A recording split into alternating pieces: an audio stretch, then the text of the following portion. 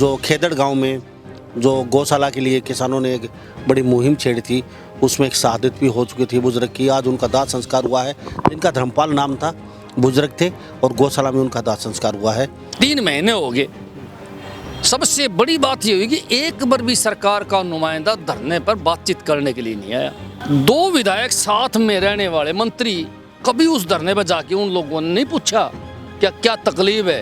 कभी चौधरी रणजीत चौटाला जी ने वहां जाके नहीं पूछा भाई आपको क्या तकलीफ है, क्यों बैठे हो आप लोग, क्यों नहीं रखी उठाने देते, क्यों नहीं हमारे को टेंडर करने देते। अब क्या है कि सीएम की चाहे धरना आप 6 महीने दिया रखो, चाहे सारा हरियाणा धरना बैठ जाओ, कोई मतलब ही नहीं। देखो जिस चीज के लिए मानना है, तो मेरा बार बार सवाल है सरकार से, भाई आप लठ बजुआ के फिर क्यों मान्या करो, शहादत आप 6 महीने धरना दिला के क्यों मान्या करो। इनकी सोच एक है कि पूरी पब्लिक का ध्यान जो है वो डाइवर्ट रहे, पूरी पब्लिक को ये ना पता चले कि प्रदेश में क्यों लग रहा है, पूरी पब्लिक को ये ना पता चला विकास जीरो है, पूरी पब्लिक को ये पता ना चला प्रदेश में भ्रष्टाचार चरम सीमा पे है, पूरे प्रदेश में ये ना पता चले कि नौकरियां नहीं देने लग रहे हैं, नौकरियां हटाने लग रहे हैं। मैं तो बार बार कहूँगा कि धर्मपाल जो वहाँ गौ भगत गौओं के लिए लड़ते हुए शहीद हुआ है, वो पुलिस के लठों से शहीद हो गया। एक बात बताओ जी, गोली चलन लग रही है, गोले चलन लग रहे हैं, आंसू गैस के लठ बाजन लग रहे, कैसे बचेगा आदमी। वहाँ काफ़ी महिलाओं को भी चोट आई, काफ़ी पुरुषों को भी चोट आई, लेकिन एक पुलिस प्रशासन के अधिकारी पे FIR दर्ज नहीं हुई, 751 की भी विपरीत सारा गांव पर पर्चा दर्ज हो गया। आज युवा पूरे प्रदेश के देखे थे, 307 में 302 में अंदर कर दिए, फिर 4 दिन में उनको छोड़ दिया। तो पूरा प्रदेश के युवा क्या सोचेंगे, कुछ सोचा ही नहीं। न पुलिस है न प्रशासन है, यहाँ तो सिर्फ और सिर्फ जो है तानाशाह नेता है। 5 मिनट में अब कह देंगे मनोज राठी पे देशद्रोह की धारा लगा दे, जेल में ठोक देंगे। 5 मिनट बाद से कहते हैं हटा दे उसने धारा, ये है क्या। मैं बार बार कहूँ, हर चीज के अंदर जो भ्रष्टाचार है उसकी जड़ जो है वो नेताओं के घर में है। कभी भी इनके घर खोद के देखोगे ना आप, तो आपको जड़ें मिलेंगी भ्रष्टाचार इन नेताओं के घरों में।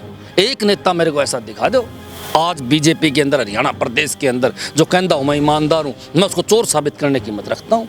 मैं बार बार बताना चाहूँ प्रदेश को कि जनता से नेता तेज नहीं है, जनता से आगे नहीं है नेता, जनता का पीछे है। बस जनता तो शांति पसंद करती है, धैर्यवान है जनता। जिस दिन जनता उग्र होगी लंबा साहब, उस दिन सौदा है कि मैं नहीं, अन लीडर का, इन मंत्रियों का सौदा है कि मैं नहीं, एक नेता नहीं टिकेगा जनता का। मैं हास्य का रहने वाला हूँ भाई, मैं साबित कर सकता हूँ। हमारा विधायक थाने से मंथली लेता है, मेरा विधायक जो है तहसील से मंथली लेता है, मेरा विधायक SDM दफ्तर से मंथली लेता है, मेरा विधायक बिजली बोर्ड से मंथली लेता है, मेरा विधायक PWD महकमे से मंथली ले। हमारा विधायक जो है नगर निगम की सारी माल खर्चा करता, भी चौड़ा होगा लिकड़ के।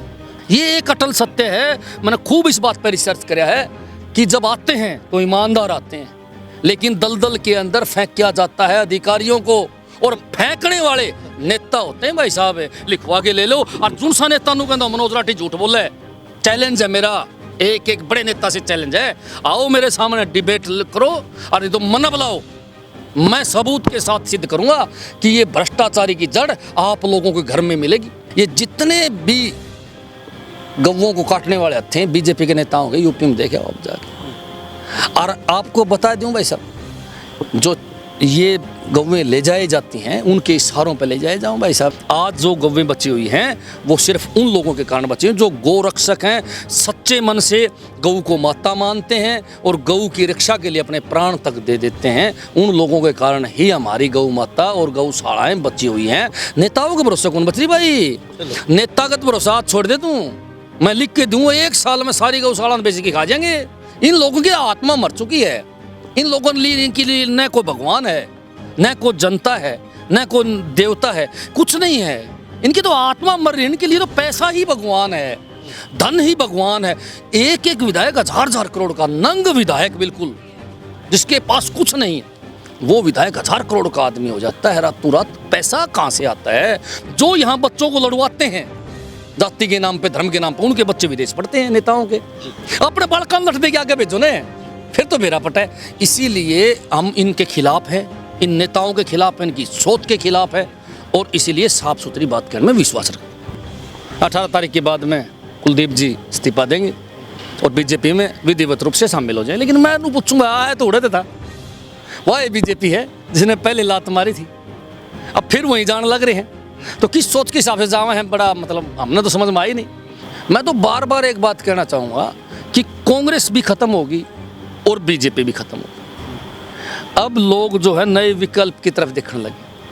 आम आदमी पार्टी नया विकल्प है। अब आम आदमी पार्टी फ्री में इलाज करवा सके अस्पताल में। भाई साहब, आज किसी अस्पताल में बढ़ जाओ प्राइवेट में 5 लाख भी ना को लेकर दे। भाई साहब, सारी उम्र कमाओ, एक घर का आदमी बीमार हो गया ना, वो सारी कमाई वहाँ दिया हो। भाई साहब, सरकारी स्कूल बंद कर दिए खट्टर साहब ने, और प्राइवेट स्कूल वाले भाई साहब लुटते हैं। लाख लाख रुपये फीस है कि बच्चे की, कहाँ से भरेगा भाई? इसलिए प्रदेश की जनता ने मन बना लिया है, भाई एक बार तो इनसे पेंडा छुटवाना, एक बार मौका मिलते ही दिल्ली की तरह सरकारी स्कूल आपको दिखाऊंगा मैं।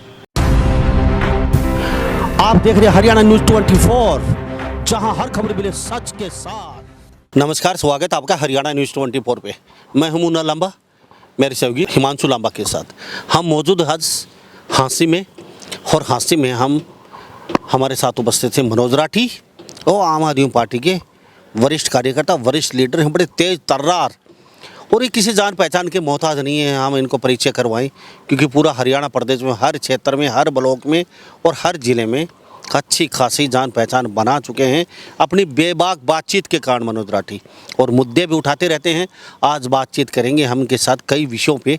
एक तो आदमपुर का उपचुनाव है, उसको लेके किस कदर देखते हैं और क्या ये खुद भी उसमें एंट्री मार सकते हैं उपचुनाव में, इनका क्या रहेगा। इसके साथ साथ जो खेदड़ गांव में जो गौशाला के लिए किसानों ने एक बड़ी मुहिम छेड़ी थी, उसमें एक शहादत भी हो चुकी थी बुजुर्ग की। आज उनका दाह संस्कार हुआ है, जिनका धर्मपाल नाम था, बुजुर्ग थे, और गौशाला में उनका दाह संस्कार हुआ है। और वो सारी मांगें सरकार ने उनकी मांगनी पड़ी, लेकिन फिर भी एक जान गंवानी पड़ी। तो वो भी जानेंगे कि पूरा प्रकरण कैसा रहा, किस तरीके से आप इस प्रकरण को देखते हैं। जी राठी साहब, हरियाणा न्यूज़ 24 पर आपका बहुत बहुत स्वागत। बहुत बहुत धन्यवाद जी भाई साहब। राठी साहब, क्या आज स्लो मौसम में कैसे आवाज़? ना ठीक ठाक है, बिल्कुल बहुत बढ़िया मौसम है। देखो थोड़ी थोड़ी हल्का हल्की बारिश आने लग रही है, ठंडा मौसम में बाहर बैठे हैं आराम से। पार्क में बैठे हुए हैं राठी साहब के पास हम, और नज़ारा बड़ा अच्छा है यहाँ। हल्के हल्के 1-2 बूंदा बांदी है। राठी साहब, सबसे पहले धर्मपाल को आज अंतिम संस्कार किया गया गौशाला में, तो ये किस कदर से देखते हो आप? जैसे इतना बड़ा प्रकरण चला, किसानों ने कि वो रेती का राख का मामला था जिससे गौशाला चलती थी, तो पूरा इतना बड़ा एक प्रोपगंडा रचा गया और मारा पीटी हुई, एक शहादत भी देनी पड़ी। ऐसे है, देखो 3 महीने हो गए ये आंदोलन चलते हुए। बात बिल्कुल छोटी सी थी, कुछ बात थी नहीं। अगर इसकी पूरी गहराई में जाओगे आप तो इसके अंदर बहुत बड़ा लालच नज़र आएगा आपको। वो भी किसका? चौधरी रणजीत सिंह चौटाला जी का। बिजली मंत्री है, पावर मिनिस्टर है। खेदड़ प्लांट की जो राखी है वो खेदड़ गांव से थोड़ा सा अगली साइड में 200 एकड़ ज़मीन है, उसमें गिरती है। 2 प्रकार की राखी खेदड़ से निकलती है, पहले तो मैं आपको बताऊंगा। एक अच्छी क्वालिटी की खेदड़ की राखी जो वो तो अंदर ही रहे, और एक जो बिल्कुल लोअर क्वालिटी है उसको बाहर उठा के डाल दे, जो मिट्टी है। जो अंदर वाली थी वो पहले बेचा करती खेदड़ प्लांट, कोई दिक्कत थी नहीं किसी प्रकार की। लेकिन जो बाहर डाला करते हल्की क्वालिटी की, जिसको कोई लेने वाला नहीं था, वो गांव में धूल उड़ा करती, पूरा दिन गांव परेशान होया करता उससे, लोग परेशान थे उससे। तब खेदड़ प्लांट के अधिकारियों ने वो रोकी, गांव वालों को कह दी भाई आप उठा लो उसको, कौन को आप प्रबंध कर लो। और उससे पहले पोल्यूशन बोर्ड ने 2 बार प्लांट को 15-15 लाख रुपए का जुर्माना कराया, भाई इसका प्रबंध करो। तो बहुत उड़े है। कब, कौन सी सरकार? अभी कुछ साल पहले, जैसे आप यही सरकार आई आज से 5-6 साल पहले, तो खेदड़ गांव वासियों ने भी ठेकेदारों से बात करी, भाई इसका क्या कराया जावे, ये तो सड़क में डल सके। तो जो सड़क बनाने वाले ठेकेदार थे वो मिट्टी की जगह उसको डालने लगे, और वो वहाँ से भराई करने लगे। एक बार एक ठेकेदार आया, फिर 2 आए, फिर 4 आए, फिर 10 आए। और इस दौरान खेदड़ गांव ने गौशाला बना दी, और उससे जो पैसा आने लगा राखी से, वो पैसा गौशाला में लगने लगा। गौशाला के नाम एक पॉपलैंड मशीन ले ली, एक जेसीबी ले ली, एक ट्रैक्टर ले लिया, उससे वो लोडिंग कराया करते। एक डंपर के 600 रुपये लिया करते हो। 700 लेने लगे, 800 लेने लगे। यानी कि रेत उसकी राखी का कोई पैसा नहीं लिया करते, सिर्फ भराई के पैसे लिया करते। उससे उनको पैसा बच जाया करता। वो पैसा जो है वो गौशाला में लग जाया करता, गऊओं का चारा उसे मिल जाया करता। ये प्रोसीजर काफ़ी दिन हो गए चलते हुए। अब क्या हुआ कि वहाँ से रणजीत चौटाला जी टपे थे। उसने देखा बड़ी शानदार गौशाला है, पैसा कहाँ से आया उसको चलाने के लिए, सरकार तो देने नहीं लग रही। तो पता चला भाई राखी जो बेचने लग रहे हैं उसका पैसा गौशाला में लग रहा है। अब उसके चेले चपाटे थे, उनके लालच आ गया। चौधरी रणजीत चौटाला ने बोले भाई इसकी टेंडर करेंगे, अब जो सरकार का माल है सरकार अपने हिसाब से इसको बेचेगी। असल मकसद जो था ना वो चौधरी रणजीत चौटाला का ये था कि वो उससे पैसा कमाना चाहा था भारी मात्रा में, और पैसा कमाने के चक्कर में उसने यो विवाद खड़ा करवा दिया। गांव ने वहाँ ताला मार दिया, भाई हम तो ये टेंडर को नहीं होने दिया, हम तो फिर हमारी गऊ भूखी मर जाए, इतनी पैसा कहाँ से आएगा। गांव के बीच में और सरकार के बीच में विवाद पैदा हो गया। 3 महीने हो गए। सबसे बड़ी बात ये हुई कि एक बार भी सरकार का नुमाइंदा धरने पर बातचीत करने के लिए नहीं आया, जबकि अनूप धानक जी का उकलाना हल्का में खेदड़ गांव पड़ता है, बरवाड़ा के बिल्कुल साथ लगे है, बरवाड़ा के ऊपर खेदड़ गांव का पूरा असर है। तो सियाग साहब भी वहाँ नहीं गए। 2 विधायक साथ में रहने वाले मंत्री कभी उस धरने पर जाके उन लोगों ने नहीं पूछा क्या क्या तकलीफ है। कभी चौधरी रणजीत चौटाला जी ने वहाँ जाके नहीं पूछा भाई आपको क्या तकलीफ है, क्यों बैठे हो आप लोग, क्यों नहीं राखी उठाने देते, क्यों नहीं हमारे को टेंडर करने देते। उन लोगों ने कभी समझौते की बात नहीं करी। 1-2 बार वो कमेटी उन लोगों ने बनाई, वही चंडीगढ़ गई, चंडीगढ़ में भी उनकी बेइज्जती करी। किसने बुलाया भाई हम क्यों आए। रणजीत चौटाला ने मतलब इस तरह व्यवहार करा जैसे कि वो राजा है और ये गांव वाले जो है ना ये कीड़े मकोड़े। इस प्रकार का व्यवहार उन लोगों से करके उनको भगा दिया, बोला नहीं नहीं जाओ जो कुछ करना कर लो। राजा भी तो आप लोगों ने ही बनाया। हाँ, अब यही बात देख, हमारे जो राजनेता है ना, सरकार बहुत आती है और चली जाती है, बहुत बड़ी सरकारें आई, बड़ी सरकारें गई हैं और बड़े बड़े कद्दावर नेता भी हमारे उत्पन्न हुए हैं, लेकिन वो ये भूल जाते हैं जिस सत्ता पे वो काबिज हैं, जिस कुर्सी पे बैठे हैं वो जनता जनार्दन की दी हुई कुर्सी है। वो कुर्सी ज़्यादा दिन की नहीं है, 4-5 साल की दी हुई कुर्सी है। उसके बाद फिर वो ज़मीन पे आ जाते हैं और फिर वो जनता के बीच झोली लेके पहुंच जाते हैं। इसकी हकीकत बड़ी ज़बरदस्त है और बड़ी सुनने लायक है। मैं तो कहूँगा कि भी हर आदमी ने यह बात सुननी चाहिए। खट्टर साहब की नॉलेज में भी गई और नीचे जो चेले चपाटे थे उन लोगों ने खट्टर साहब को भगा दिया, बोले जी नू माल खा गए, नू खा गए, नू खा गए। सबसे बड़ी बात क्या थी कि उनकी बकाई में सीएम साहब भी आ गए। एक बात बताओ भाई, सीएम साहब तो मनोज राठी तो मिलन कौन दे में, न कोई गांव का आदमी ने सीएम साहब तो मिलन दे, न लोवे लागन दे, और मिल भी लेगा तो पूरी बात को न सुनाने दे। पूरी बात किसकी सुनेगा, वो विधायक की, मंत्री की, या चारों तरफ जो रहने वाली मंडली है उन मंडलियों की बात सुनेगा। और वो मंडली चाहती नहीं, वो तो चाहो उलझाना और अड़बाद करवाने से उन लोगों को मतलब है। उन लोगों ने सोचा कि धरना देना एक आम बात होगी।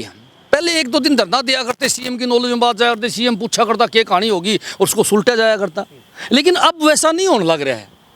अब क्या है कि सीएम की चाहे धरना आप 6 महीने दिया रखो, चाहे सारा हरियाणा धरना बैठ जाओ, कोई मतलब ही नहीं है। देखो जिस चीज़ के लिए मानना है, तो मेरा बार बार सवाल है सरकार से, भाई आप लठ बजुआ के फिर क्यों मान्या करो, शहादत दुआ की आप 6 महीने धरना दिला के क्यों मान्या करो।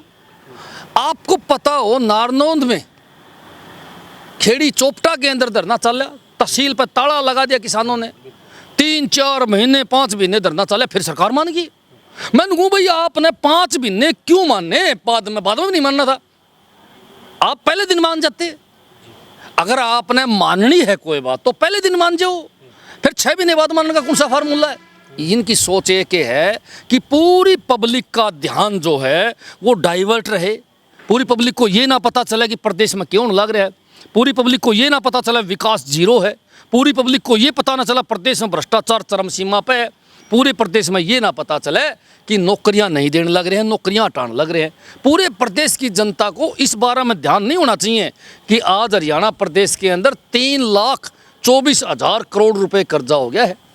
इसीलिए पूरी कहानी की तरफ से उनका माइंड हटाने के लिए इस प्रकार के धरने चालू करवाए जाएं और फिर उनमें बड़े बड़े कांड कराए जाएं ताकि पूरा प्रदेश का ध्यान उधर हो जाए। अब यही कहानी खेदड़ में हुई। खेदड़ में नहीं माने तो ग्रामीण क्या करेंगे भाई। आखिरी में ग्रामीणों ने रेल जाम करने की बात करी और वो रेल ट्रैक भी हफ्ते में 2 ही ट्रेन आवे हैं। 1 घंटा अगर वहाँ बैठ जाते तो प्रशासन आगे बात कर लेता, उठ के आ जाते वो। लेकिन इसी दौरान एक बड़ा भारी पुलिस प्रशासन लगा के और आपस में झड़प होगी, आंसू गैस के गोले चाले, लठ बाजे। और उसी दौरान मैं तो बार बार कहूँगा कि धर्मपाल जो वहाँ गो भगत गौओं के लिए लड़ते हुए शहीद हुआ है, वो पुलिस के लठों से शहीद हो गया। एक बात बताओ जी, गोली चलन लग रही है, गोले चलन लग रहे हैं, आंसू गैस के लठ बाजन लग रहे, कैसे बचेगा आदमी? वहाँ काफ़ी महिलाओं को भी चोट आई, काफ़ी पुरुषों को भी चोट आई, लेकिन एक पुलिस प्रशासन के अधिकारी पे FIR दर्ज नहीं हुई, 751 की भी। विपरीत सारा गांव पर पर्चा दर्ज हो गया। पूरा का पूरा गांव, इतिहास में ये बात रिकॉर्ड रहेगी कि पूरा खेदड़ गांव के ऊपर इन लोगों ने पर्चा दर्ज करने का काम करा, 307 का और 302 का। 4 बालक तो पकड़ लिए। एक बात बताओ, छोटे छोटे बच्चे ITI के थे, वो आगे देखने खतर वहाँ, उनको गिरफ्तार भी करके जेल में डाल दिया था। ये तो मैं शुक्र मानूंगा कि पूरा प्रदेश के गो भगत इकट्ठे हुए, जिन लोगों ने गौओं की रक्षा करनी, गौओं को जो माता मानते हैं, वो वहाँ पहुँचे और सरकार को झुकना पड़ा। मैं बार बार पूछूं इस बीजेपी सरकार के नुमाइंदों से, भाई ये बात आपने माननी थी, पहले दिन मान लेते। आज वो राखी के पूर्व मान गए, आज वो केस भी वापस ले लिए। इन लोगों ने केसों का मजाक बना रखा है। जब आपने पता है भी आपने केस वापस लेने, तो फिर आप ऐसी संगीन धाराएं क्यों लगाओ? इससे केस का कानून व्यवस्था का मजाक बनता है। इन लोगों को इस बारे में नॉलेज नहीं है। ये आने वाले समय में जो पीढ़ियां आने वाली है ना, उनके लिए नुकसानदायी। आज युवा पूरे प्रदेश के देखे थे, 307 में 302 में अंदर कर दिए, फिर 4 दिन में उनको छोड़ दिया, तो पूरा प्रदेश के युवा क्या सोचेंगे? कुछ होता है नहीं, यही बात सोचेंगे ना। इसीलिए इन लोगों ने कानून को भी कमज़ोर करने का काम कर दिया है, पुलिस प्रशासन को भी कमज़ोर करने का काम कर दिया। पुलिस तो कठपुतली बना दी। भाई सब खट्टर साहब फ़ोन करें, मुकदमे लगा दे, मुकदमे लगा देंगे। खट्टर साहब फ़ोन करें, मुकदमे हटा दे, मुकदमे हटा दे। ये क्या है? ये क्या है? पुलिस प्रशासन हमने सुना है कि DG स्वतंत्र है, SP स्वतंत्र है, DC स्वतंत्र है, फिर स्वतंत्र कहाँ रहेगी? एक तरफ SP स्टेटमेंट देगा कि इन्हें ऐसे कर दिया, मैंने ऐसे केस लगा दिया, दूसरी तरफ सरकार का है नहीं छोड़ इनको फारिग कर, वो फारिग करने लग रहे हैं। मेरे एक बात समझ में नहीं आई, भाई सरकार इतनी कमज़ोर है तो फिर ये काम क्यों करे?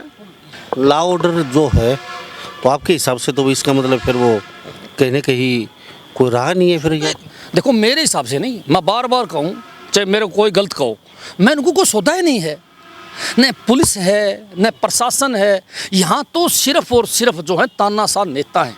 5 मिनट में अब कह देंगे मनोज राठी पे देशद्रोह की धारा लगा दे, जेल में ठोक देंगे। 5 मिनट बाद से कहते हैं हटा दे उसने धारा, ये है क्या?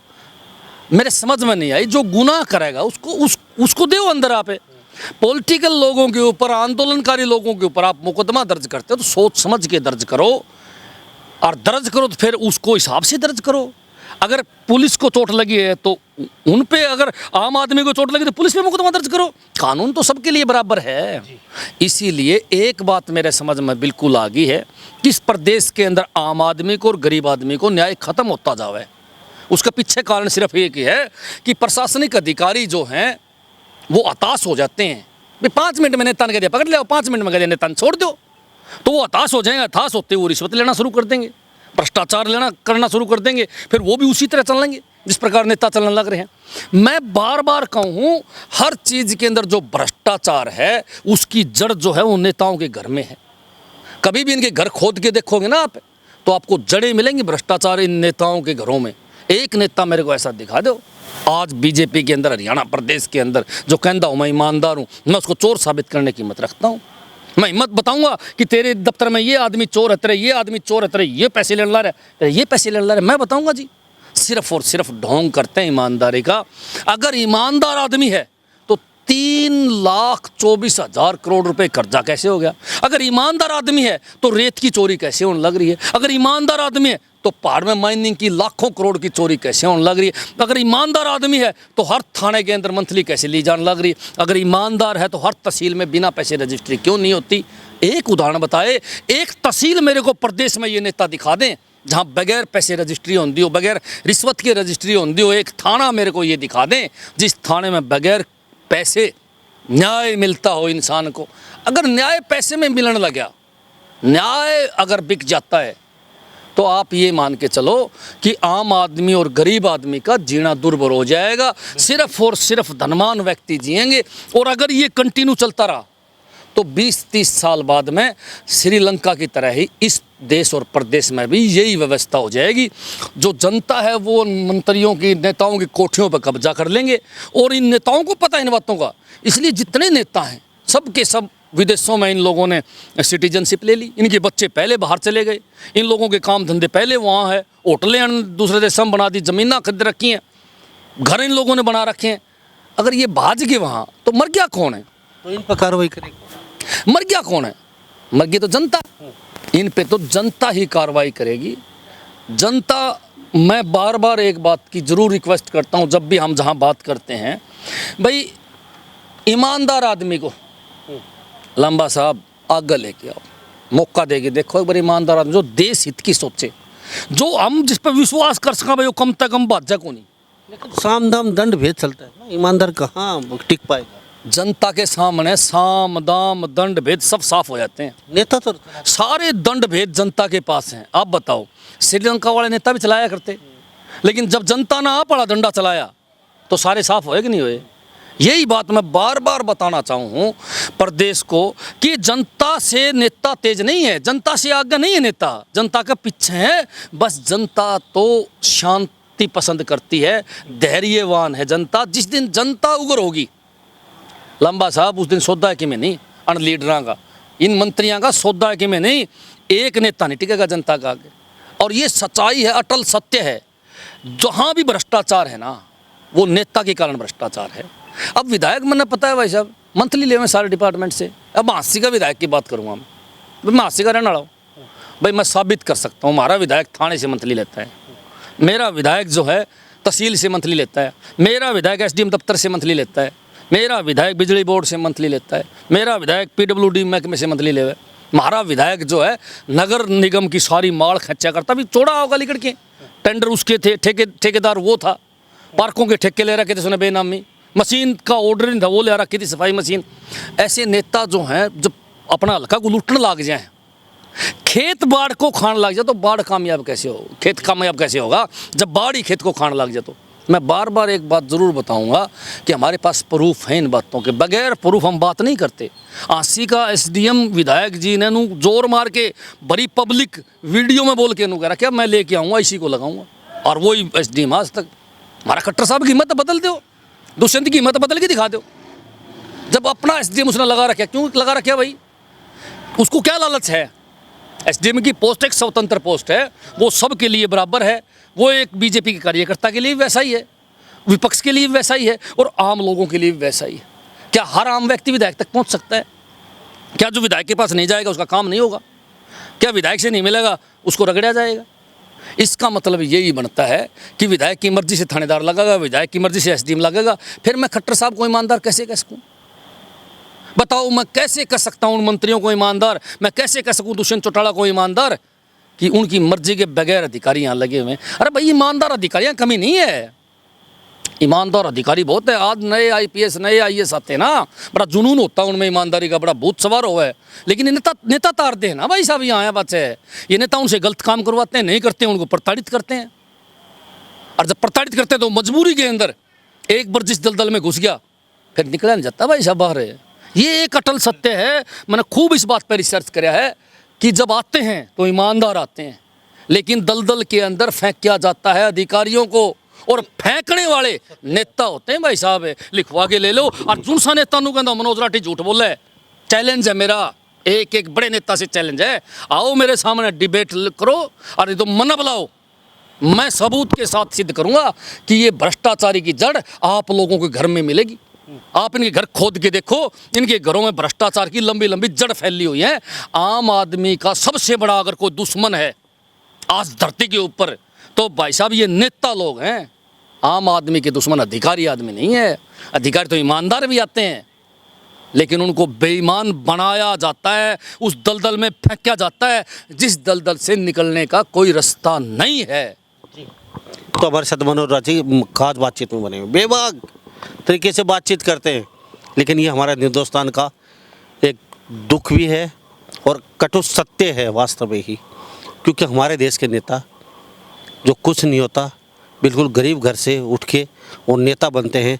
आज उनके पास अरबों पैसा, इतनी धन दौलत, इतने रेस्टोरेंट, पेट्रोल पंप, बसें, पानी की जहाज़ें कहाँ से आई, ये सबको पता है। लेकिन कार्रवाई उन पर करे कौन? अगर भारत देश चाहे तो एक दिन में 24 घंटे में दोबारा से सोने की चिड़िया बन सकता है, परंतु अफसोस कि हमारे देश के नेता ना तो कभी ये चाहते हैं कि जनता जनार्दन तक काम हो, ना ये चाहते हैं कि विकास कार्य हो, ना ये चाहते हैं कि हर व्यक्ति कोई आगे बढ़े। लेकिन कभी न कभी कोई ऐसा भी सरकार आएगी या बनेगी ज़रूर जो इन सब चीज़ों पे नकेल कसने में कामयाब होगी। राठी जी, देश का तो चलो दुर्भाग्य मानते हैं, आपकी बात सही है, जो नेता हैं थोड़ा सा एटीट्यूड भी होता है उनमें, और ये बनने के बाद अपने आप को राजा समझने लग जाते हैं, वो नीचे नहीं देखते, ये कीड़े मकोड़े नज़र आते हैं जनता जनार्दन। अब धर्मपाल जी जो, उनको तो अभी कुछ सरकार की तरफ से मिला होगा कुछ? हाँ देखो भाई, जो भी कमेटी ने फैसला कराया वो उन्हें कुछ मिला होगा, लेकिन मैं तो कहूँगा कि असली गौ भगत था, गौओं की रक्षा करते हुए शहादत दिया, हम उसको नमन करते हैं। मैं तो कहूँगा पूरा प्रदेश को नमन करना चाहिए। गौ भगत जो भी है वो हमारे लिए सम्माननीय है, गौ हमारी माता है, और इसके पीछे भी घना राज है। अगर मैं राज खोलने लग जाऊँ तो 4 घंटे वीडियो चल जाए, लेकिन मैं मोटी बात बता दूँ, ये जितने भी गौओं को काटने वाले थे बीजेपी के नेताओं के, यूपी में देखे आप जाके। और आपको बता दूँ भाई साहब, जो ये गौएं ले जाई जाती हैं उनके इशारों पे ले जाए जाऊँ भाई साहब। नहीं तो यार एक बताओ, किसी मंदिर के सामने से पुलिस चप्पल चोरी नहीं होते, ट्रक भर के गऊ कैसे जा सकती हैं? अगर आज गौओं को बचाया जा रहा है तो केवल गौ भगत है, जो अपने जान पे खेल के, जो गोलियां जिनको मारी जाती है, तस्कर उनको गोलियां मारते हैं, उन लोगों के कारण बचे हुए हैं।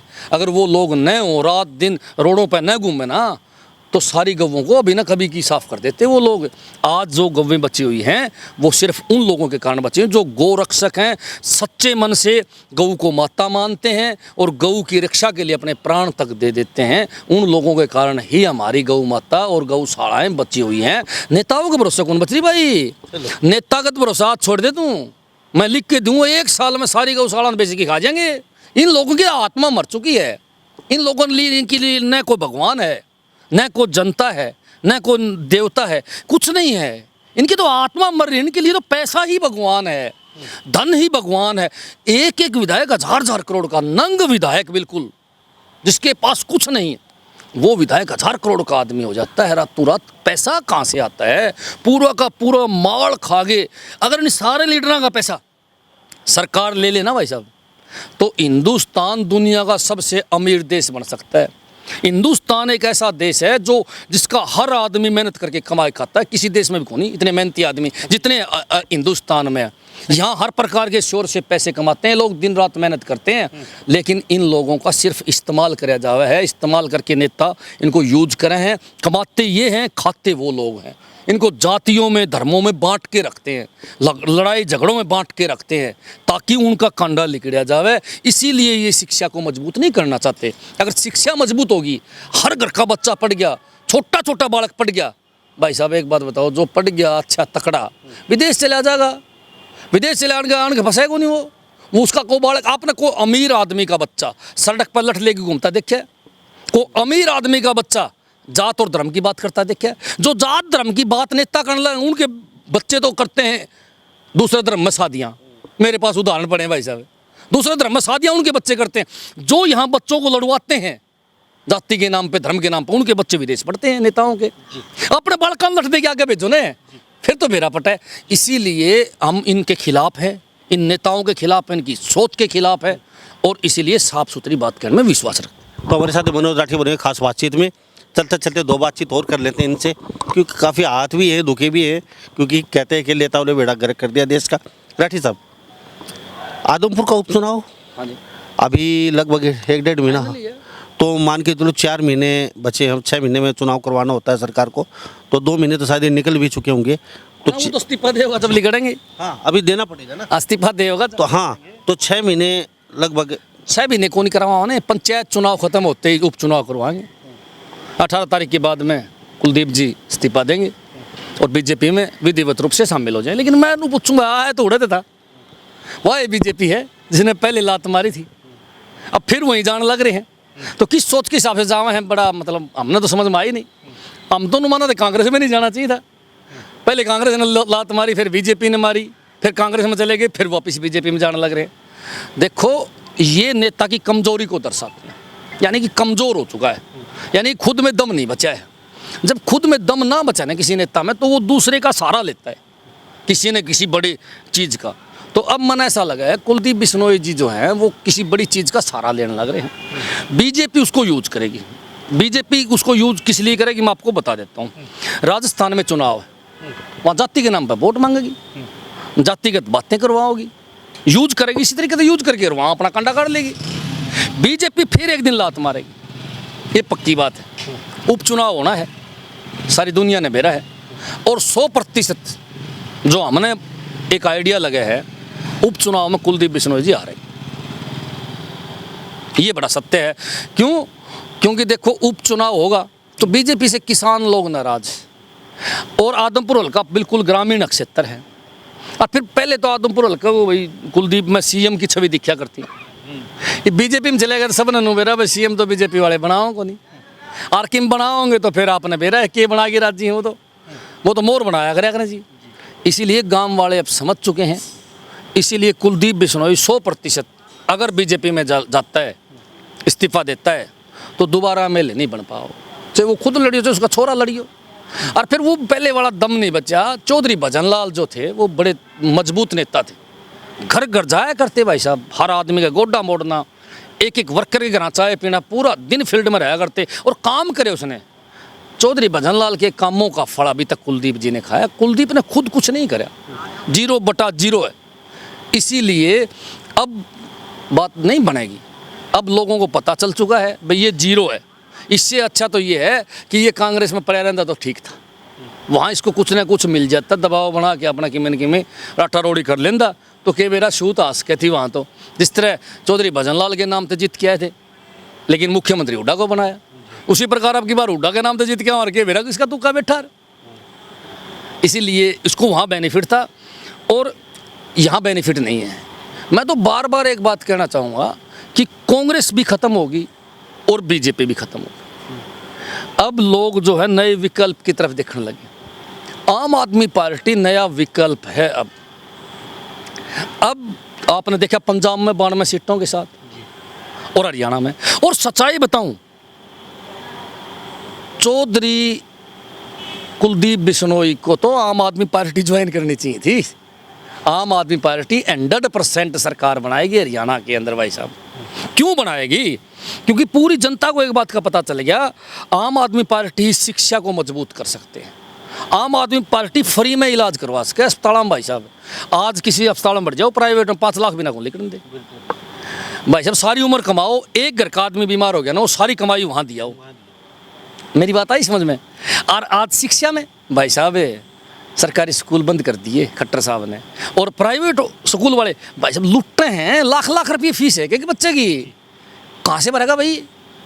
इसलिए प्रदेश की जनता ने मन बना लिया है, एक बार तो इनसे पेंडा छुटवाना, एक बार मौका मिलते ही दिल्ली की तरह सरकारी स्कूल आपको दिखाऊंगा मैं, यहाँ रिजल्ट दिखाऊंगा। क्योंकि हरियाणा का मेहनती बालक है, हरियाणा के बच्चे बहुत मेहनती हैं। यहाँ स्पोर्ट्स यूनिवर्सिटी बना दो, स्पोर्ट्स स्कूल बना दो, मैं दिखाऊंगा मेडल। अरे चाइना जितना मेडल तो हरियाणा लिहाज का है। और केजरीवाल में वो मादा है, मुँह ना सोचिए मैं आम आदमी पार्टी का हूँ, मैं एक आम आदमी की तरह बात करूँ आपसे। जो दम केजरीवाल में, मैंने बताओ आप कौन से नेता में।